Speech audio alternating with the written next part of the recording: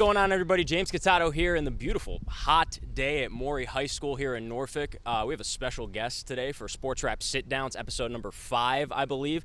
He'd be the head coach of the Maury Commodores, a former Maury Commodore, Hampton Pirate, state champion. That'd be head coach Dyrri McCain. Coach, thanks for sitting down and joining with us. Thank you. Thank you for having me. So first things first, off-season, I saw you about a week and a half ago at the Maury Cox baseball game. Mm-hmm. How's the off-season treating you, man? Just overall, what's going on? It's been fun, man. In this phase, there's a lot of personal gains that guys have to kind of get, putting on the weight, training their body to kind of get ready for their camp season, and then obviously for our football season. So that's been fun. That's probably one of my favorite parts of being a coach, is just kind of seeing the development of the guys. So that's kind of been the process right now. I've been able to go and catch some of our other teams that come support us all year. We usually play into November and December, so our tennis team and our baseball team and our soccer team, like those teams come to support. So it's kind of been a mix of getting our team ready and body development and getting ready for the next season, but also going to check those teams out and support what they've been doing. Coming up on year 8 as the head coach here? Yeah, this is about to be year 9 now. Year 9? Yep.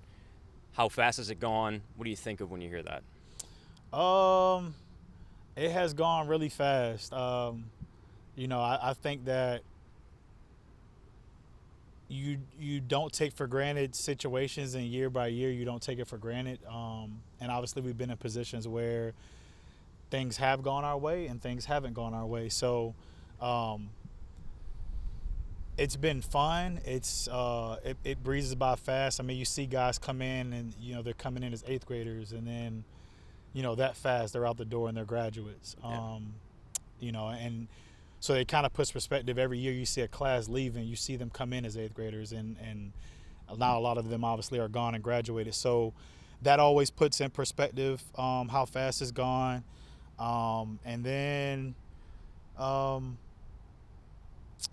But it's been fun. It's been fun. The good and the bad, it's all been fun. It's the good is the good, and everybody sees that part and everybody's happy about that part. The bad you face, I just think that anything through my own personal life, and even in the program where we've been at, anything that hasn't gone our way, we've always tried to figure out a way to learn from it. We don't make excuses. Whoever didn't play, or whoever, however this works and it didn't go our way, we just always figured out a way to learn from it instead of making excuses. You talked about those personal and those team lowest points. Can you identify one in the past going on 9 years now that sticks out the most in your head that you have to kind of go over? Man, I think one off the jump, and I think that's anybody that's been involved in the program at all, whether here and graduated already, wasn't a part of that team, but definitely the people that were involved in the team, was probably that state championship loss to Stonebridge. That probably sticks out the most. That's probably number one. It's something that, and I said it when I sat down in interviews before, like, when you're a kid and you're out playing throwback football and backyard football, you're always imagining like making a game-winning catch, and you think about like Super Bowl, or you think about like state championship or something like that. Never in anybody's mind does it go, oh, I just, blew the last play, or I just dropped the pass. Right, it doesn't go the losing way. It always is the game-winning shot. It never goes the losing way, and nobody ever thinks about it like that. It's like if you miss the shot or if you drop the pass, it's like, all right, well, let's redo it. Right. When you're playing backyard football, let's redo it, or let's do it again. And like that instance and that opportunity, you get no more like chance to do it over. So, that's one thing that was just like a super learning experience, is that, don't ever think that it's just going to go your way because of, the talent that you have, the coaching that you have, or regardless of anything, just sometimes it just doesn't go your way. So we have to make sure as a program that we continue to keep that in perspective, and it's harder said than done with a lot of the guys that weren't a part of that. We probably have maybe about 7 guys that were part of that loss that are still here now. So they understand, but it's harder for the other 90% of guys who all they've known is just winning. Like, they rarely lose. So, you know, some of those guys just think it's going to happen. So I think that's the number one thing that's, I would say, over this program of the 9 years, that's definitely something that's been an adverse situation. You talked about those 7 players who know that defeat. How nice is it to have all of that experience coming back? I know it's only 7 players, but still 7 players can really affect the locker room. Yeah, it's huge. It's better than having none. Yeah. Because if, you know, at a point in time that we are in the program, a lot of those guys will be out the door and they won't know what that experience is like. So it just becomes trying to build on something that they think is going to be automatic because it always happens. Yeah. So having those 7 guys, 8 guys, however many it is huge because they're the guys that are really the front runners of the team. They're the leaders. They're the seniors of the team. So they can spill to a junior or a sophomore incoming freshman that's coming in on what it feels like to come up short, like actually giving that human-like emotion of experience what they felt. And at that time, those guys were young. Yeah. Some of them probably played in that game, and some of them probably didn't play in that game, but they can either tell you as a guy that played in that game, or they can tell you about the emotions of what they saw from guys who put the time in and the work in and then to come up short in that moment. So it's extremely huge, and I think that the guys that we have that are able to speak of that experience have really stepped up and want to keep the program running, so it's huge. I want to switch gears a little bit because you talked about impact players. You talked about those big players that have spent a lot of time in the program. When you were a player at Maury, you know, you played with guys, first name that comes to mind, Cam Chancellor, guy that went to the NFL, right? How different is it as a coach when you get to see Keandre Lambert-Smith taken in the 5th round by the Chargers? How different was that feeling? It's a two-way feeling for me. Both are good feelings, but it's two-way. I guess the first I'll speak about is just somebody that's put in this same grind and work that literally we're about to get into. You know, nothing was handed to him. He put in the work. I think people see like the stars and like the offers that he had and all that type of stuff. And, you know, the guys that were part of that team like actually saw the work that he put in and everything that he did to get to that point. So somebody that comes from the program and gets that experience, it's always a plus. Yeah. Always, whether you're drafted, whether you're undrafted, whatever it is, that to be able to experience that was just crazy from somebody from here and being able to coach him. The other part of it that I said is just more of our personal relationship that I have with him and the personal bond that me and him have and the relationship that me and him have is more of being proud as a mentor and as somebody that he still leans on for advice, for guidance, for you know, somebody. I feel like I'm somebody that he leans on, and it's somebody that I enjoy, you know, being there for as a mentor. So I kind of get the two view of kind of being somebody that played and coached in the program, but also being somebody that's we're super close. So it just kind of brought more to it, just us and our relationship.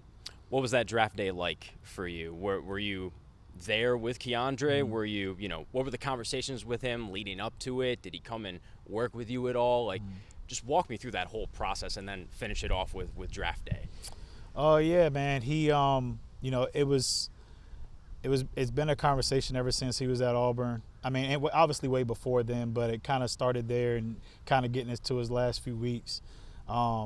Just being involved in his whole entire process of, when it came to his agent and, where he was going to train at before the combine and all that type of stuff. And before he ended up going to the, I want to say it was East-West that he went to. Just kind of being involved in all that. Like I said, we're super close. So being able to go, obviously to the combine to see him perform and do what he did, that was a whole experience in itself. And you kind of just see his growth in that moment of, being there at the combine. All he did was train. While he was there, he trained, performed, treatment, train, perform, treatment, train, perform, and treatment. And in between that, obviously, you're eating meals and staying hydrated, but that's all he did.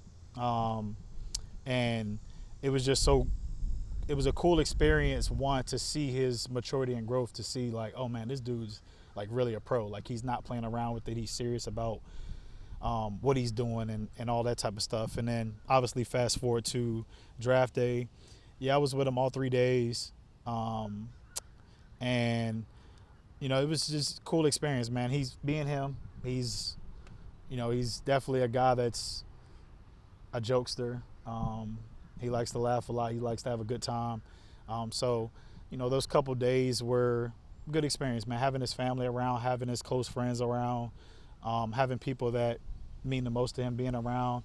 That meant a lot to him. He wanted something like that for his draft party. Yeah.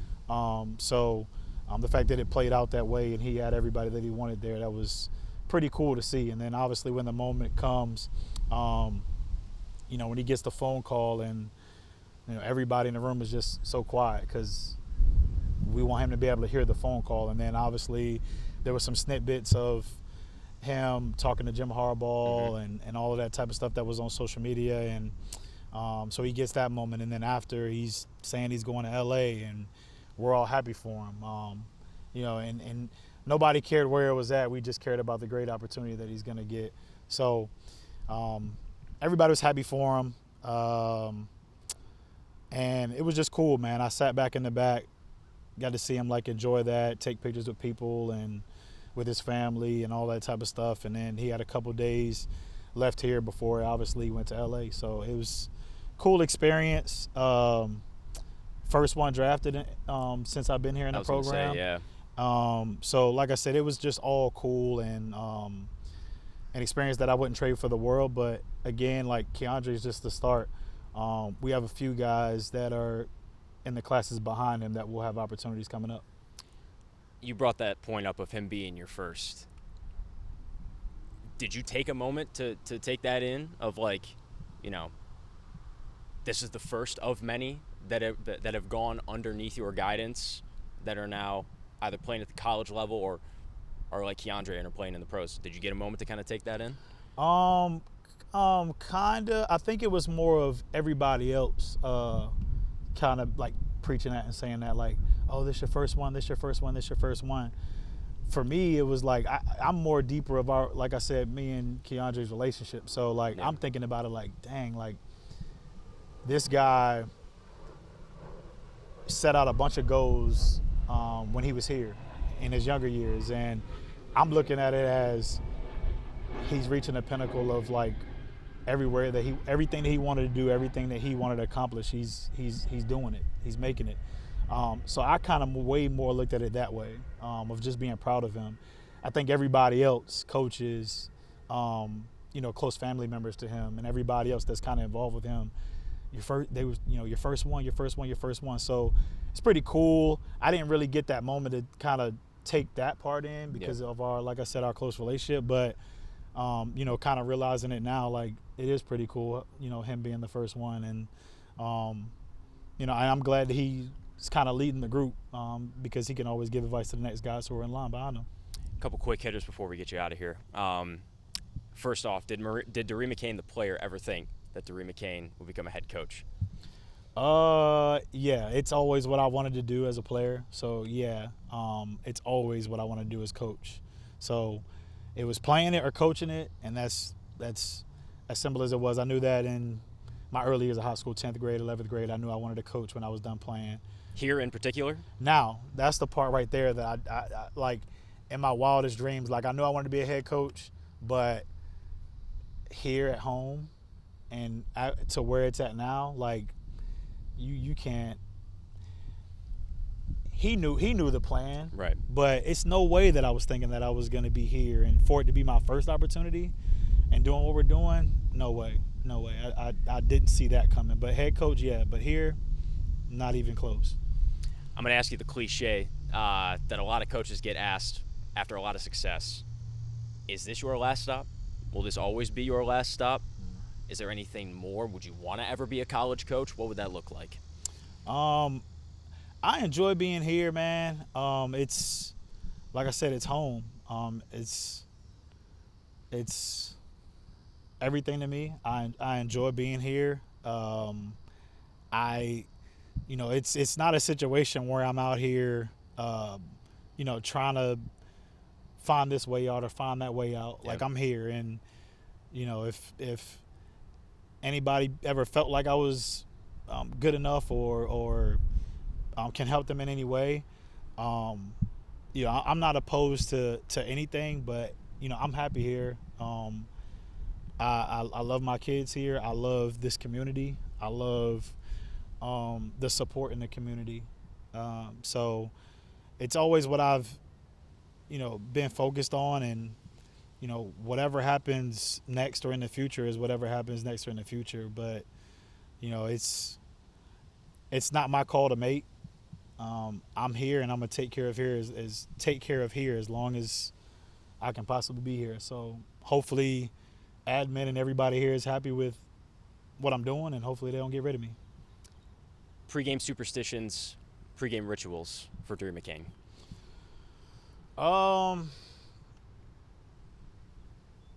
Superstitions, it's kind of hard to kind of stick to those, and I've learned that obviously as a head coach, just because you can come up with an entire plan of how you want to practice or how you want to go into this game week or whatever. And really, I think COVID kind of also put a hamper on that, because at that time it was so random. Yeah. So it teaches you that you gotta like, as a head coach, if there's an issue or a problem or something that kind of doesn't go as planned or as the same as it was last week, you have to like just be able to blank that out and still have to move forward with readjusting a plan. And that's happened a lot. So it's hard to kind of get involved with superstitions. And probably my assistant coaches probably have them more. But I'm always in my mind saying that something can throw this time off, and I have to adjust. And if I stuck with superstitions, then I'd probably be a little bit more stressed than normal, just because they always happen. But as far as a routine or a thing that always is me, I lock into music. Just like anything, players-wise, I don't listen to a lot of their music, but They get turned up too. no, they definitely go crazy. They definitely do that, and that's their own. I like my players being them. I like them. I like them to be them. I enjoy that part of it, man, and I like seeing that. For me, when I get to the field, and I have my headphones in, that's a moment that I get to really get back to refocus. And I think that's one thing that is needed for me in my routine is, because again, there's so much that goes on, pregame meal and walkthroughs and last second adjustments and everything that can possibly be up. Getting on the bus, is the bus here on time? Do we have enough of this? Do we have the footballs? Do we have this? Do we have that? So there's a lot that goes on. So when I finally get to the field and I'm able to have my headphones in and we got everybody there, we got there on time, guys are able to warm up, that's me being able to kind of refocus and say, all right, this is what I'm thinking about in these situations. This is what I want to do if we get this look. How are they going to do this? How are they going to do that? It kind of gets me back into football mode, because a lot of it during the day is everything else. It doesn't become about the game. It's interviews. It's, hey, coach, can we get 10 minutes to talk before the game? So it's all of that type of stuff that doesn't have to do with the actual plan to execute and win the game. So in that moment of the headphones, that it gives me that time. So that's one of the major things that I would say that's pretty much needed for me to not worry about anything else but what the keys are to the game. 3 more. For those of you who don't know, every home game, Maury runs out to Powhatan Field, backflip. Yep. When did that start? How anxious does it make you when you see a player that may do that? And what's your opinion on it? So it started, I guess where it started was, if I remember correctly, I think it was Keandre Lambert. It was Keandre? I think he was the first one to start it. And again, I'm not sure about the previous, before I got here as a head coach. Yeah. I'm not sure about that part. But my time being here, I think it was Keandre Lambert who started it. I could be wrong, but I think it was him. Did he tell you he was going to do it before he did it? No, he didn't tell me he was going to do it. So, For me, it's more of like make sure you land it. Yeah. Because but when I did see him do it and he landed it and it was with ease, it kind of puts you a little bit more ease because it's not something that he's barely landing or falling. Like he has the athletic ability enough to make it look easy. So, I'm cool with it. Has anybody ever not stuck the landing? No. And that's crazy. Yeah, and I think for the guys, I think even past Keandre, like we knew that he was gonna stick it, and I think moving forward, like the guys have the conversations of saying who's the guy that's gonna be doing it, and I think they all like confirm the guy that's actually gonna do it because they want to make sure that it's actually a good backflip. Yeah. So. I think Keandre started it. I like everything that they do as far as the pregame stuff, the pregame hype, dancing, the music, all of that type of stuff. The backflip adds to it. I enjoy seeing them come out. And I think, since then it's just been a tradition of who's kind of the next guy that's going to be doing the backflip. And I think this year, our guy is coming back actually because I think last year was a kid named Daquan Duke. Okay. He comes back. So we shouldn't have any issues. Any issues sticking the landing because he's got experience with it. Dream matchup, 757. Dream matchup for you for Maury football right now. What would it be? For Maury football, us and maybe Phoebus, like in a game. I mean, when you talk about just the history of Phoebus itself, and where they are as a program with they got 4 state titles in a row if I'm not mistaken, and they haven't lost in however many, a long time. That's a dream matchup. That I would say it's a dream matchup. I think that the program's history, man, what they've been able to do, and that's even before this 4-peat that they're on. Yeah, they just have so much tradition just dating back. That's just insane. And even more so personally for me as a player, I think we played them 3 times and we never got a chance to, or we never beat them. Okay.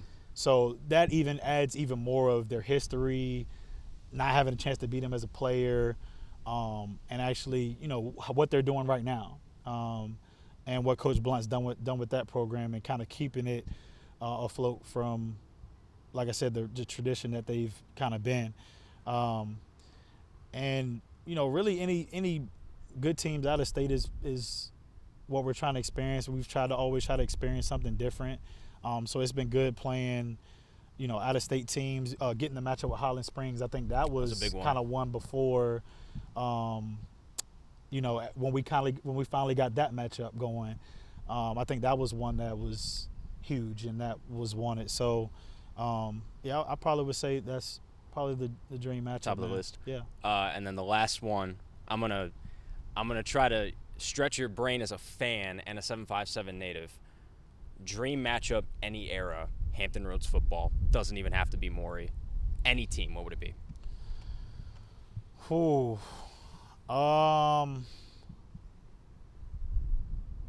We can go back to Ronald Curry. I know. I would say 2. Now, I'm going to give, because it's going to be a mix, so I'm going to give you 2. Okay. Sorry, I can't give you 1. It's all good. All right.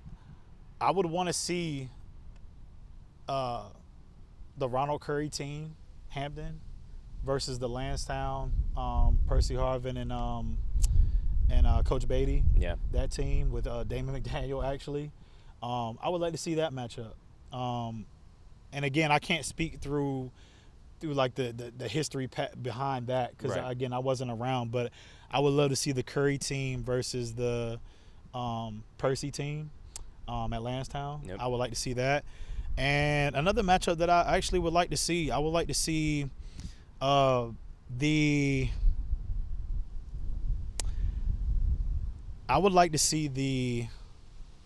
2019 Maury Championship team